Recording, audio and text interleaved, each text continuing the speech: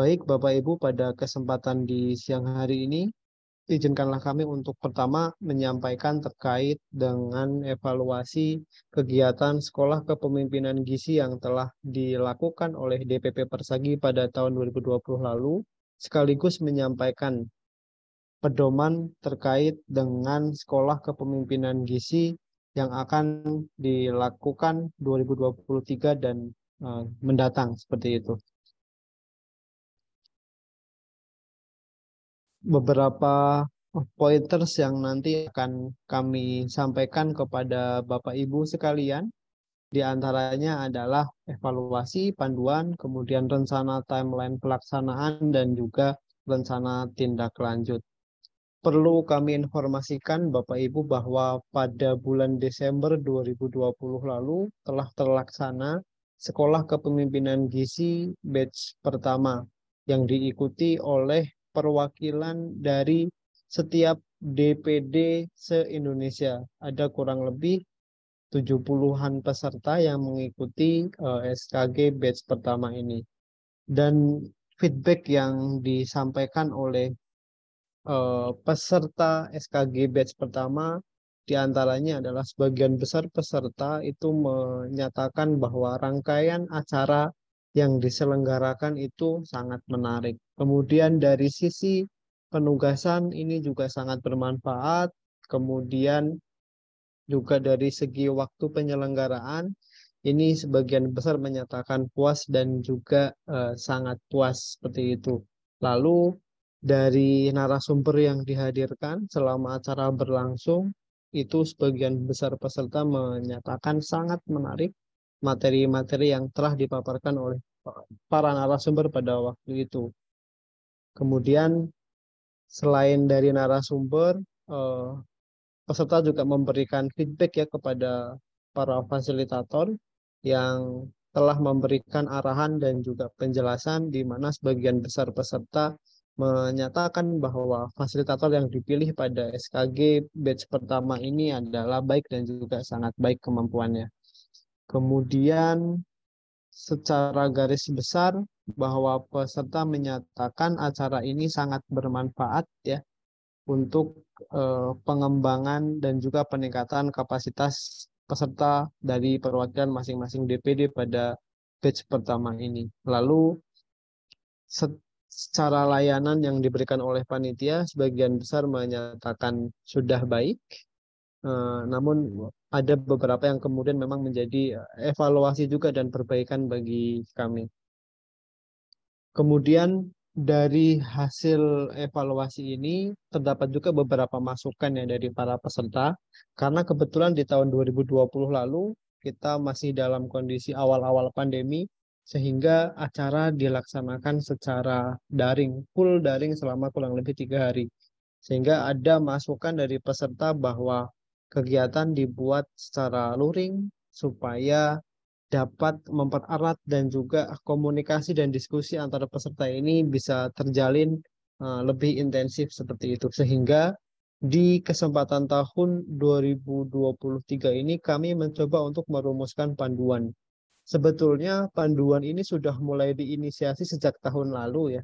Awal tahun lalu sudah merencanakan dan juga menyusun panduannya, tetapi memang baru difinalisasi. Kita percepat finalisasinya pada akhir tahun dan awal tahun 2023 ini. Dan harapannya dengan adanya pedoman Sekolah Kepemimpinan Gizi ini, Sekolah Kepemimpinan Gizi tidak hanya terbatas atau hanya dapat diselenggarakan oleh DPP saja, melainkan Bapak Ibu dari DPD maupun DPC yang nanti tetap berkoordinasi dengan DPP juga dapat melaksanakan Sekolah Kepemimpinan Gizi. Dengan pedoman ini harapannya Sekolah Kepemimpinan Gizi yang nanti akan Bapak Ibu lakukan itu tetap terstandar dan sesuai dengan SOP yang sudah kita buat sehingga dapat memiliki kredibilitas yang sama walaupun diselenggarakan di lokasi yang berbeda-beda. Terlampir adalah cover dari buku pedoman Sekolah Kepemimpinan Gizi yang kami siapkan dan nanti pada waktunya akan kami share juga kepada Bapak Ibu di DPD maupun DPC, khususnya bagi para ketua dan juga ketua bidang organisasi dan kaderisasi di setiap daerah.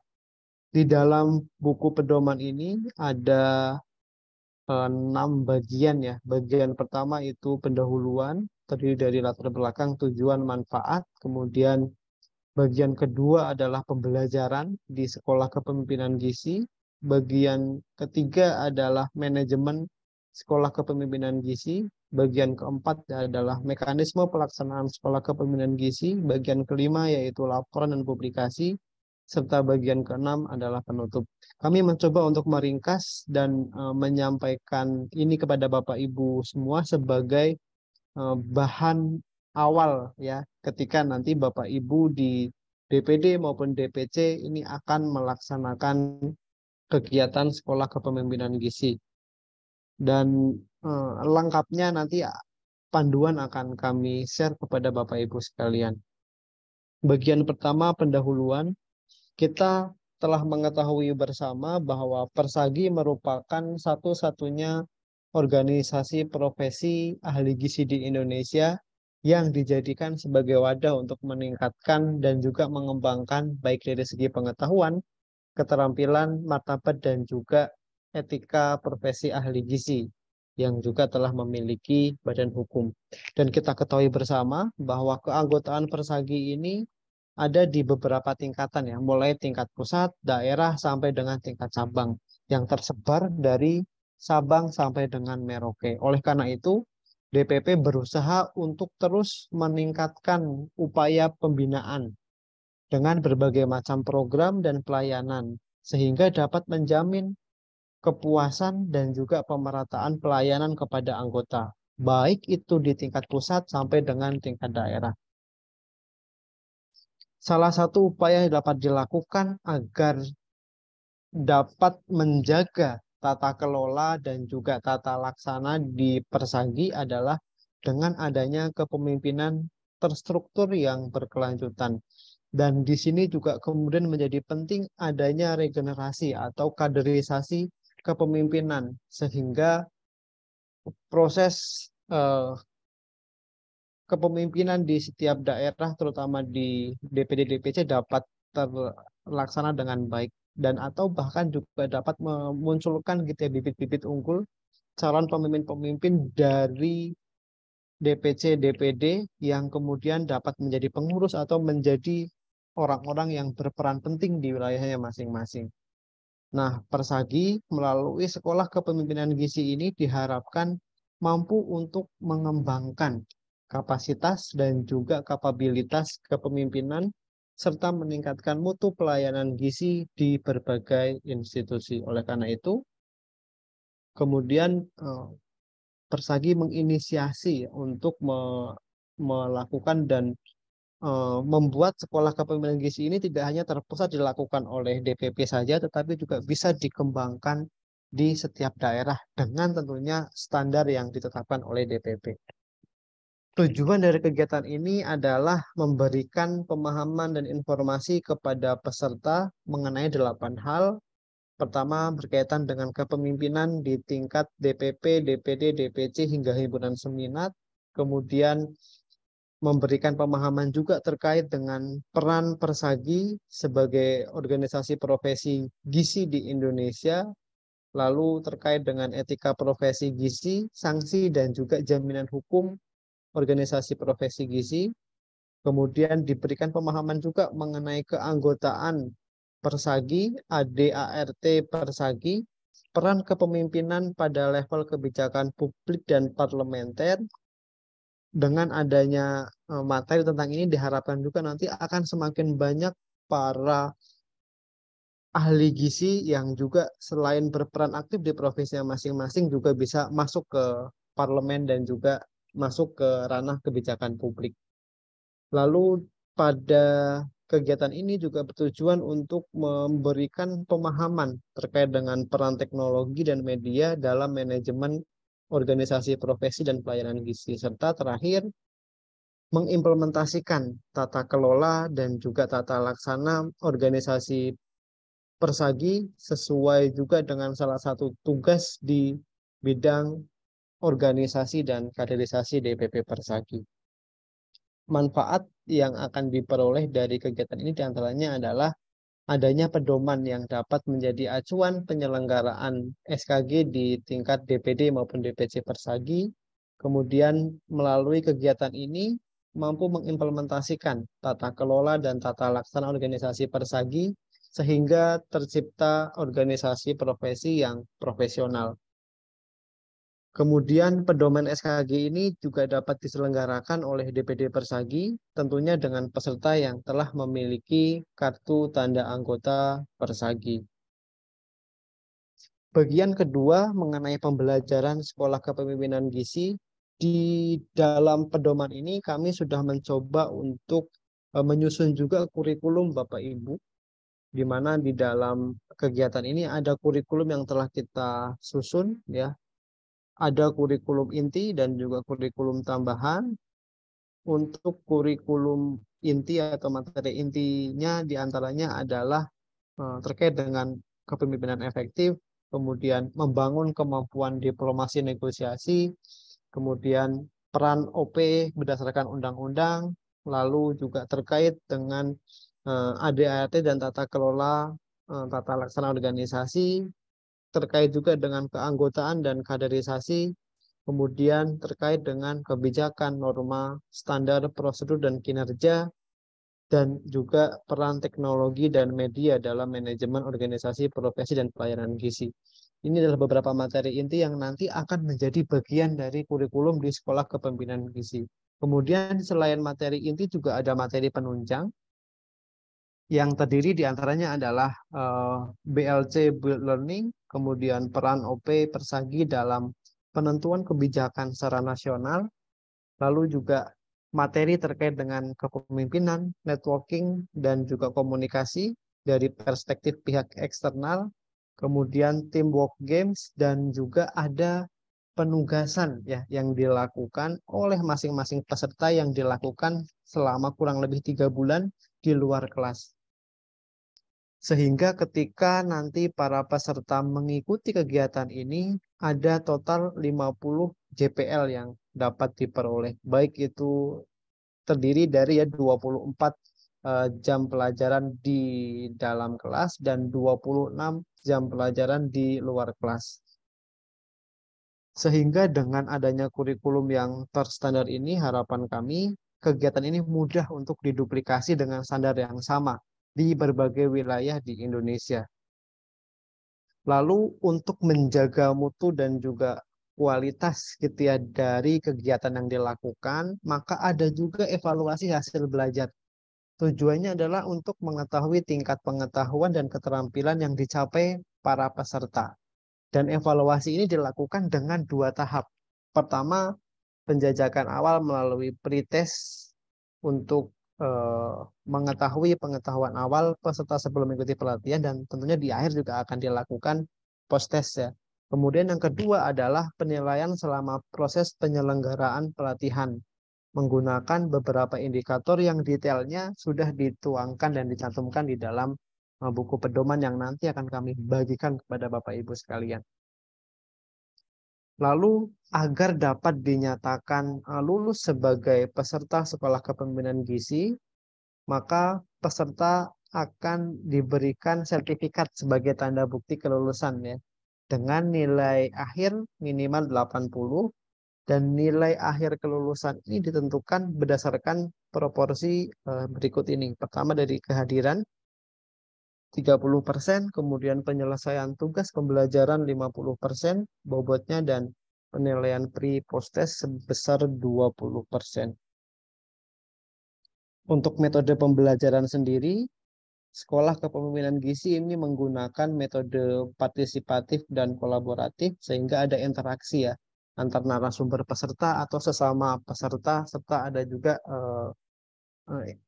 diskusi yang bisa dilakukan oleh antar peserta. Kemudian juga ada ceramah, diskusi, tanya jawab, serta dalam memantapkan pemahaman juga dilanjutkan dengan adanya FGD atau Focus Group Discussion dan juga penugasan. Tema dari kegiatan SKG ini adalah Future Leader for Nutrition Improvement, sehingga kami harapkan eh, dengan adanya sekolah kepemimpinan gizi ini akan memunculkan gitu ya pemimpin-pemimpin di masa akan datang yang dapat meningkatkan kualitas pelayanan gizi sehingga juga akan berdampak pada membaiknya status gizi masyarakat. Waktu dan tempat kegiatannya ini ditentukan oleh panitia yang nanti akan menjadi organizing committee dengan berbagai pertimbangan ya, yang tentunya tetap dikoordinasikan dengan DPP Persagi. Kemudian narasumber dan moderator berasal dari dalam dan luar lingkungan Persagi yang tentu memiliki kompetensi dan ahli di bidangnya masing-masing. Sedangkan moderatornya akan berasal dari panitia dan juga pengurus Persagi. Kemudian fasilitator ini adalah orang yang akan memfasilitasi jalannya FGD sebagai pendamping dan diharapkan fasil ini menguasai semua materi dari narasumber kegiatan.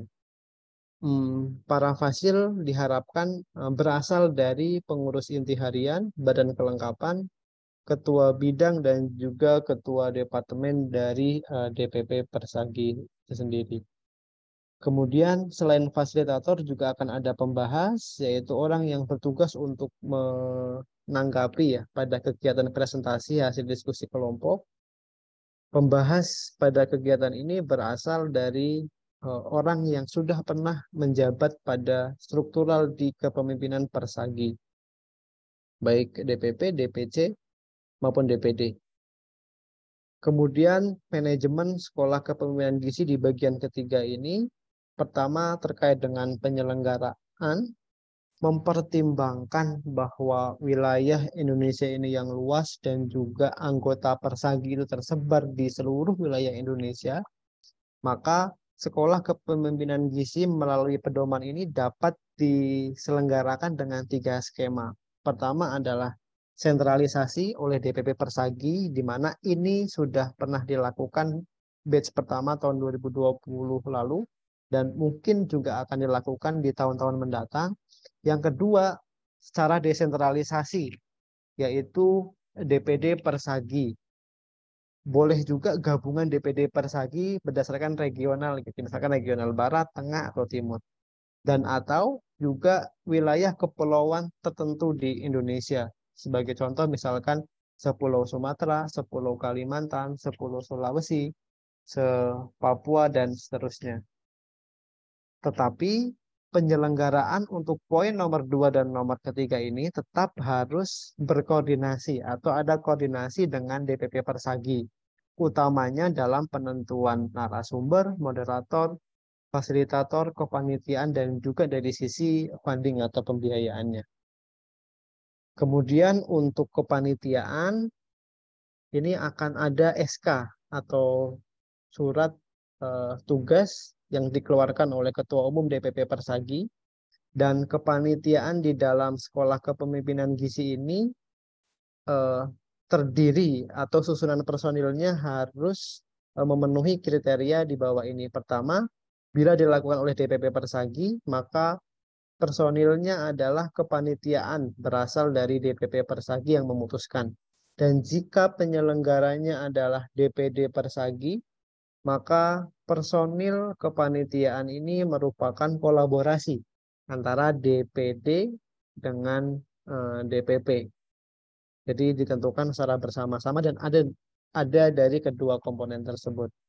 Dan susunan kepanitiaan detailnya, bidang-bidangnya ada apa saja, termasuk dengan pengarahnya juga sudah kami cantumkan di dalam pedoman yang nanti dapat Bapak Ibu pahami dan juga pelajari.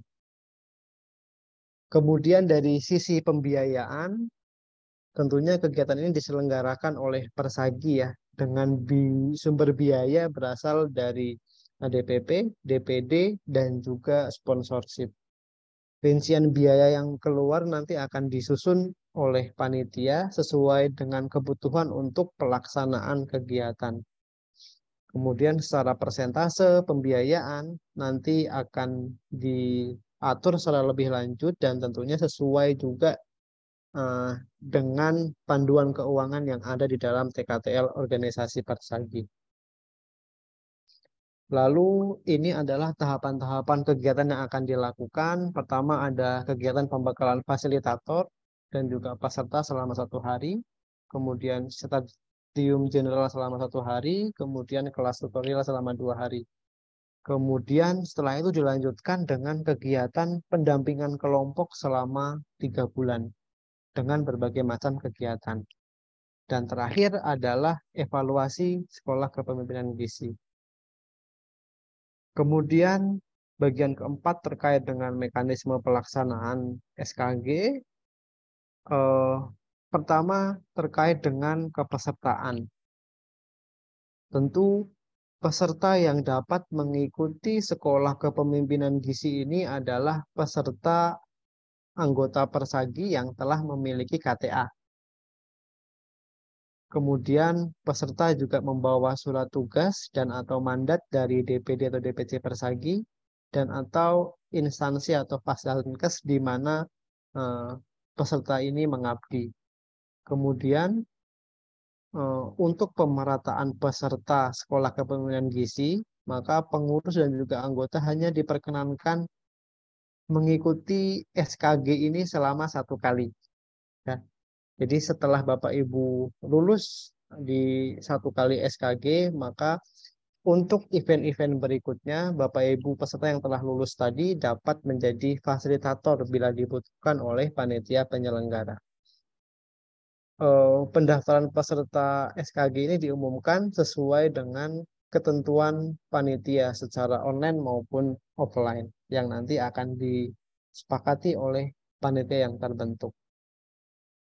Kemudian untuk indikator kelulusannya yang nantinya akan mendapatkan sertifikat itu dinilai pada beberapa kategori ya. Di antaranya adalah hadir sesuai jadwal, kemudian mengikuti seluruh rangkaian kegiatan, kemudian juga mengumpulkan laporan tugas baik individu maupun kelompok, mengerjakan kuis, dan mengerjakan pre dan juga post test. Nanti pada akhir kegiatan, peserta akan mendapatkan surat keterangan sebagai peserta SKG. Tetapi sertifikat itu hanya akan diberikan kepada peserta yang memenuhi kriteria kelulusan. Seperti disebutkan di atas, seperti itu ya. Jadi bisa jadi tidak semua peserta SKG akan mendapatkan sertifikat. Hanya peserta yang eligible yang memenuhi kriteria kelulusan yang akan mendapatkan sertifikat. Dan ini akan dievaluasi oleh panitia di akhir kegiatan. Kemudian bagian kelima terkait dengan laporan dan juga publikasi sekolah kepemimpinan gizi. Seluruh rangkaian kegiatan sekolah kepemimpinan gizi akan dibuat laporan untuk kemudian dipertanggungjawabkan kepada Ketua Umum DPP Persagi. Dan laporan tersebut ada beberapa kriteria ya, termasuk di situ disampaikan latar belakang, pelaksanaan kurikulumnya, narasumber dan moderator, sampai dengan keuangan.